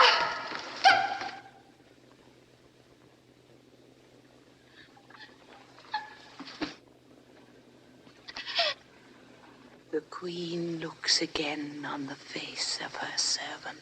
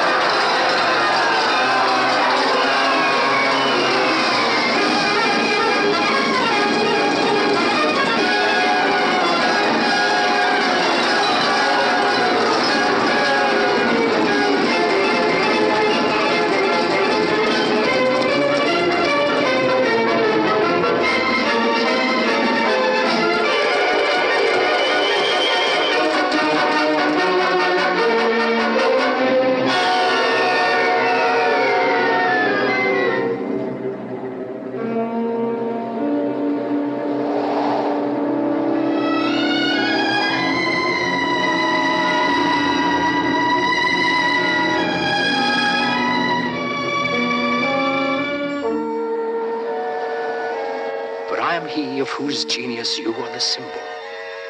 Part brute, part woman, and part God. Here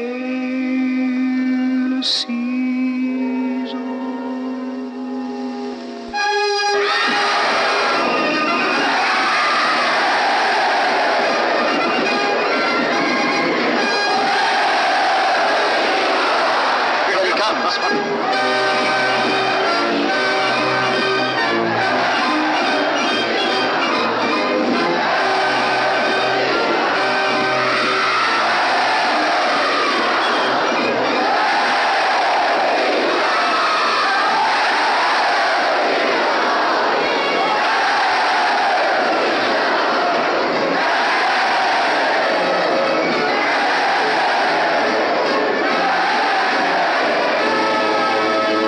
I see my ship awaits me. The hour of Caesar's farewell to Egypt has arrived. And now, Rufio, what remains to be done before I go? Why, you've not yet appointed a Roman governor for this province. What say you to Mithridates of Pergamus? Why, that you want him elsewhere. Indeed. Well, what do you say to yourself? I, a governor? Are you dreaming? Do you not know I'm only the son of a freedman? Has not Caesar called you his son?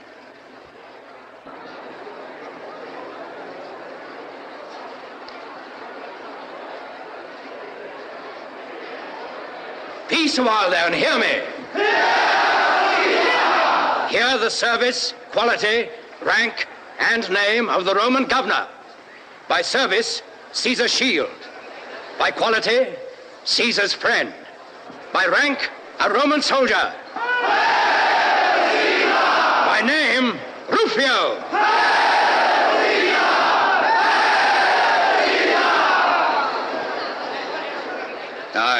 I'm Caesar's shield. But what use will I be when I'm no longer on Caesar's arm?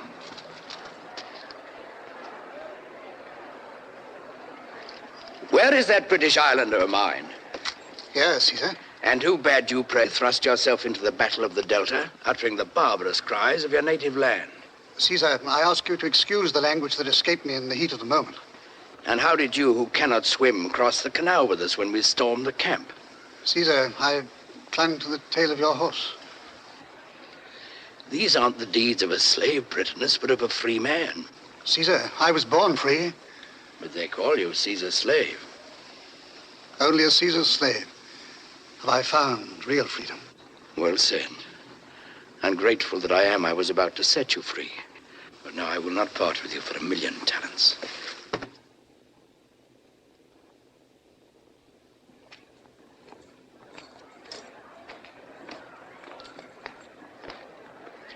That Roman knows how to make men serve him. Apollodorus, I leave the art of Egypt in your charge. Remember, Rome loves art and will encourage it. I understand, Caesar. Egypt must pay her tribute to Rome in art. And now what else have I to do before I embark? There's something I cannot remember. I wonder what it can be. Well, it must remain undone. We must not waste this favorable wind. Caesar, I'm loath to let you go back to Rome without your shield. There are too many daggers there. It matters not. I've always disliked the idea of dying. I'd rather be killed. Farewell, Rufio. Farewell. Farewell, Apollodorus.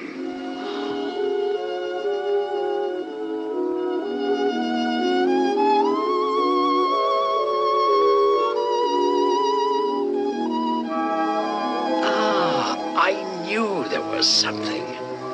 How could you let me forget her, Rufio?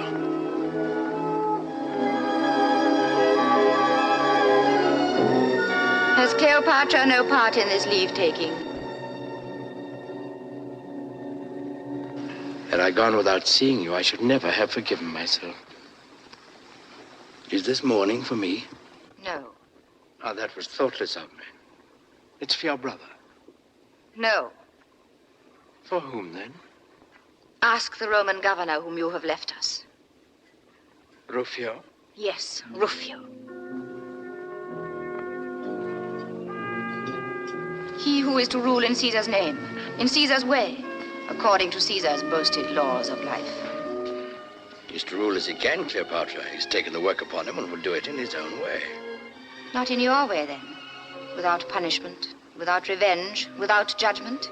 Now, that is the right way, the great way, the only possible way in the end. Believe it, Rufio, if you can. I believe it, Caesar, but look you, Cleopatra had a tigress that killed men at her bidding. I thought she might bid it kill you someday. So, without malice, I only cut its throat. That's why Cleopatra comes to you in mourning. He has shed the blood of my servant Patatatita. Upon your head be it, Caesar, as upon his, if you hold him free of it. On my head be it, then. But it was well done, Rufio. Come, don't be angry with me. I'm sorry for that poor Tita. You're laughing. Does that mean reconciliation? No, no, no. Only it is so ridiculous to hear you call her Tota Tita. As much a child as ever, Cleopatra. Haven't I made a woman of you after all? Oh, it is you who are a great baby.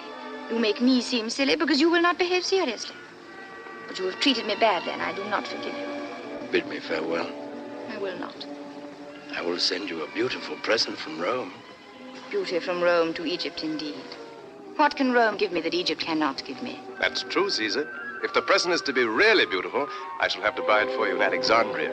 You're forgetting the treasures for which Rome is most famous, my friend. You cannot buy them in Alexandria. What are they, Caesar? Her sons. Come, Cleopatra, forgive me. and bid me farewell. And I will send you a man. Not old and ripe for the knife, not hiding a bald head under his conqueror's laurels, not stooped for the weight of the world on his shoulders, but brisk and fresh, strong and young, hoping in the morning, fighting in the day, and reveling in the evening. Will you take such an one in exchange for Caesar? His name? His name? Shall it be Mark Antony? You're a bad hand at a bargain, mistress, if you'll swap Caesar for Antony. So now you're satisfied? You will not forget. I will not forget. Farewell. I do not think we shall meet again.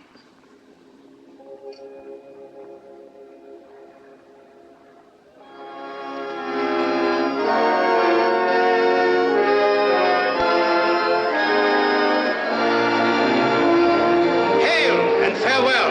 Hail, Caesar, and farewell!